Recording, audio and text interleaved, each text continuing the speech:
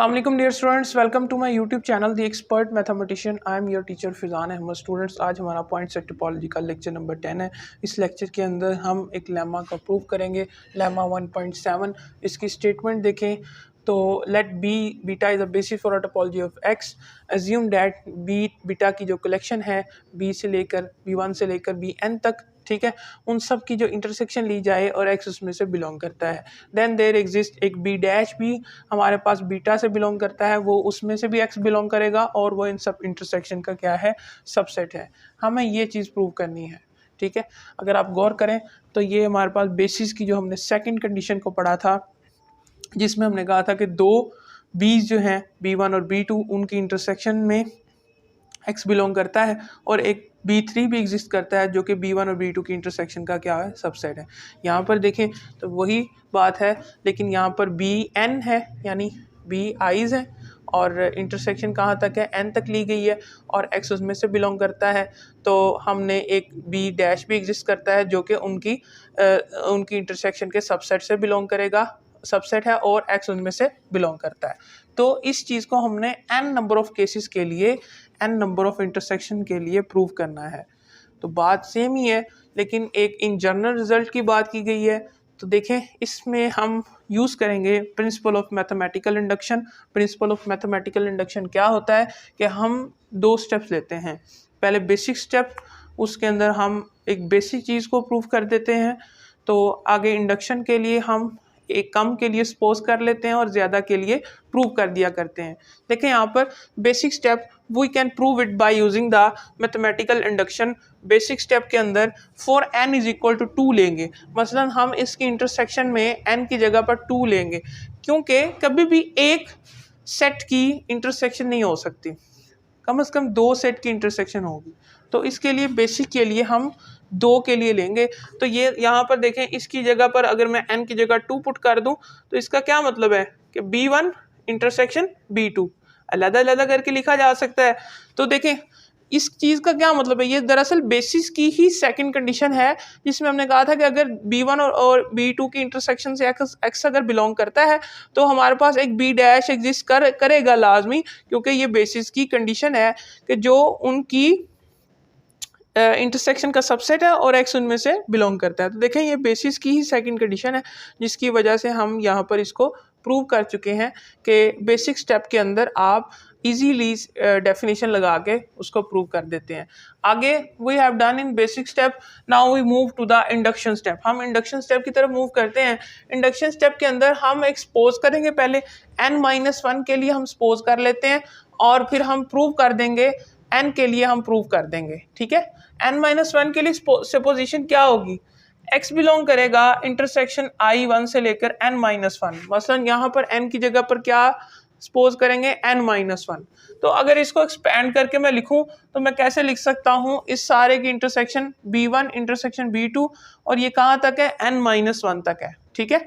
तो ऐसे लिखा जा सकता है एक्सपेंड करके। और हमारे पास एक एग्जिस्ट करता है B स्टार, क्योंकि अकॉर्डिंग टू द कंडीशन देखें तो एक B हमारे पास ज़रूर एग्जिस्ट करेगा। हम इसको नाम दे देते हैं B स्टार का। वो बीटा से बिलोंग करेगा सच डैट के x उनमें से बिलोंग करता है और वो इन सब की सबसेट का, इंटरसेक्शन का सबसेट है। इसको मार्क कर दें इक्वेशन नंबर 1 से, क्योंकि इसको हम यूज़ करेंगे प्रिंसिपल ऑफ मैथमेटिकल इंडक्शन में। जो चीज़ हम सपोज करते हैं उसको हम एज ए इक्वेशन मार्क कर दिया करते हैं। क्यों? क्योंकि आगे जब हम जिस चीज़ को प्रूव करना चाह रहे होते हैं उसके अंदर हम उस सपोजिशन का इस्तेमाल किया करते हैं। देखें अब आगे सेकंड कंडीशन में, सेकंड स्टेप के अंदर पहले में सपोजिशन करेंगे, दूसरे में हम n के लिए क्या करेंगे, प्रूव करेंगे, ठीक है। एक केस बनाते हैं। नाउ देखें हमारे पास यहाँ पर n-1 की इंटरसेक्शन है। आप अगर देखें तो लास्ट वाला n वाला तो हमारे पास सेपरेटली बच जाएगा, ठीक है। मिसाल के तौर पर अगर n तक लिया जाए, B1 से Bn तक लिए जाए, तो एक कम तक हमने इंटरसेक्शन ली है, मतलब Bn है और इससे पीछे Bn-1 है। इन सब की इंटरसेक्शन को हमने सपोज किया है, तो एक तो हमारे पास बच जाएगा ना, एक B स्टार भी बच गया हमारे पास इंटरसेक्शन से और एक Bn भी बच जाएगा।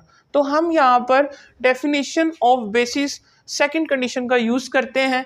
हम यहाँ पर बी स्टार और बी एन की इंटरसेक्शन से एक्स को बिलोंग करा देते हैं, क्योंकि बेसिस की डेफिनेशन क्या कहती है, पहली कंडीशन में for each point x, her point x का हर पॉइंट बीटा की हर सबसेट के अंदर मौजूद होना चाहिए।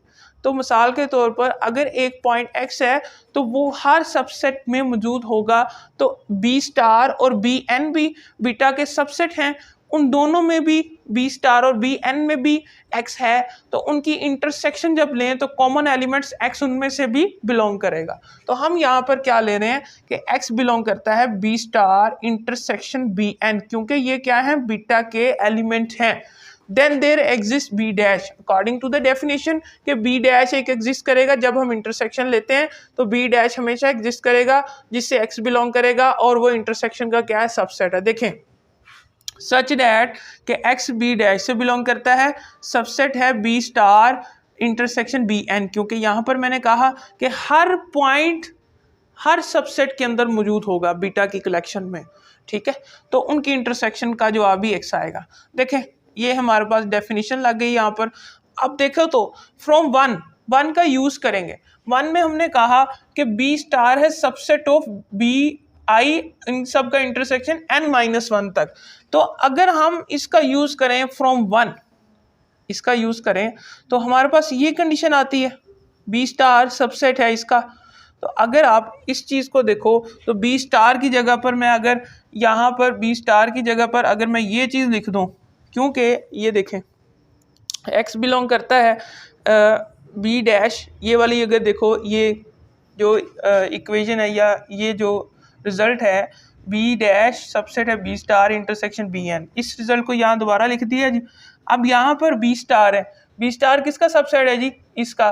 तो बी स्टार की जगह पर इसको रिप्लेस कर सकते हैं ना, जैसे हम इनइक्वालिटी के केस में अगर हम वैल्यू पुट करना चाह रहे होते हैं तो वो देख लेते हैं कि वो सबसेट का निशान किस तरफ है। तो यहाँ पर बी स्टार है और ये है, बी स्टार की जगह अगर मैं यहाँ पर ये चीज़ पुट कर दूँ intersection of B I n-1 तक, तो पुट कर सकता हूँ ना, क्योंकि ये भी हमारे पास इस तरफ को उसका साइन है। तो देखें अगर मैं इनको इकट्ठा करके लिखूं, क्योंकि ये तो n-1 तक इंटरसेक्शन है और ये n है, तो इन सब की इंटरसेक्शन को एक्सपेंड करके हम इकट्ठा बंद कर सकते हैं ना n तक। यानी इसको अगर मैं इकट्ठा करके लिखूं तो ये होगा intersection of i is equals to 1 से n तक बी आई। तो ये तो इस तरह ही आ जाएगा बी डैश, और ये सबसेट है x बिलोंग करेगा बी डैश सबसेट ऑफ इन सब की इंटरसेक्शन। तो हम यहाँ पर n के लिए यही प्रूव करना चाह रहे थे जो हमने सपोज किया था, उसकी मदद से हमने बी आईज की इंटरसेक्शन n तक हमने यहाँ से प्रूव कर दी जो हमें क्वेश्चन में चीज़ गिवन दी हुई थी। दोबारा देखें तो हमने कुछ रिजल्ट्स का इस्तेमाल किया है कि बी स्टार जो रिज़ल्ट था हमने यहाँ पर बनाया था सपोजिशन में, ठीक है, जो कि सबसेट है n-1 तक इंटरसेक्शन का, और आगे फिर इस रिज़ल्ट को हमने लिखा जो यहाँ पर मौजूद है, जो हमने एक केस बनाया कि बी स्टार और इंटरसेक्शन बी एन लिया जाए तो एक्स उनमें से बिलोंग करता है, और अकॉर्डिंग टू द डेफिनेशन एक बी डैश भी हमारे पास एग्जिस्ट होगा जो इनकी सबसेट की कलेक्शन में पाया जाएगा, ठीक है। तो एक्स उनमें से बिलोंग करेगा। इस रिजल्ट को अगेन एज इट इज़ इसी तरह लिख दिया। अब आगे देखो तो बी स्टार इसका सबसेट है, तो हम यहाँ पर बी स्टार की जगह पर ये चीज़ लिख सकते हैं, ठीक है। तो अगर इन दोनों को इकट्ठा करके लिखें तो हम इसको n इंटरसेक्शन तक लिखा जा सकता है, क्योंकि n-1 तक अगर एक्सपेंड करके लिखें और बी एन भी उसके साथ इंटरसेक्शन कर रहा है तो टोटल n तक इंटरसेक्शन हमारे पास आ जाएगी बी आईज की। तो देखें ये हमारे पास B subset B dash subset हो गया इसका, और एक्स उसमें से बिलोंग कर रहा है। उम्मीद है आपको लेक्चर समझ आया होगा। हमारा लेक्चर ये इख्तिताम होता है। मिलते हैं अगली वीडियो में, तब तक के लिए मुझे इजाज़त दें। अल्लाह हाफिज़।